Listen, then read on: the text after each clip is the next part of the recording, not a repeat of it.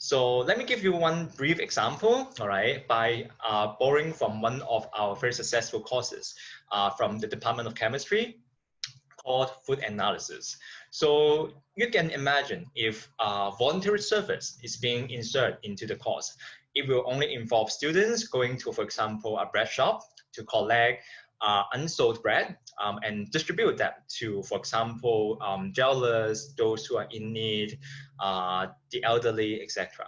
But if service learning is being inserted into the course, students will be able to use their knowledge, for example, what they call microbiome analysis, to ensure that the food is safe to eat, the quality is good, before distributing to jailers. And more than that, after the whole thing, they will also go back into the classroom to reflect upon the experience.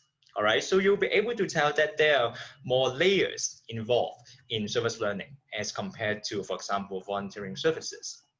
All right, so I hope that up to this point, you will not be able to only tell, all right, the differences between the two, but when friends ask you what you have been doing for service learning, you'll be able to tell some of these unique characteristics of it.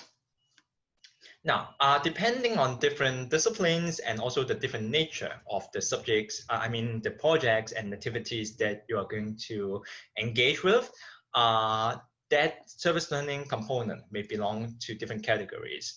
Basically, we have direct service learning. For instance, you can imagine Chinese medicine students, for example, going to offer free consultation services, toilet, for instance, all right, or acupuncture, all right, to people in the elderly homes. So very directly facing the clients, the service users, all right, that would what we call direct service. But at the same time, we've also got other types of service learning, namely indirect service learning, research-based service learning, and also efficacy service learning.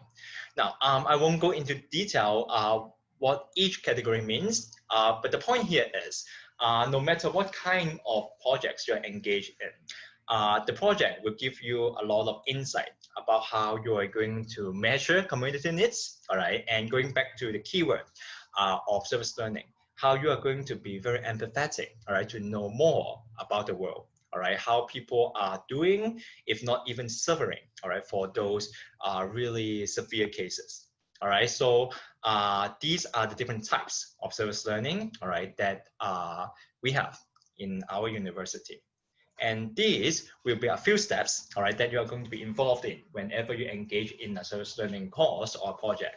So for instance, listening to this presentation will be part of like what we call pre-service, not necessarily a training, but more like an orientation, all right, for you guys to know more about what SL is.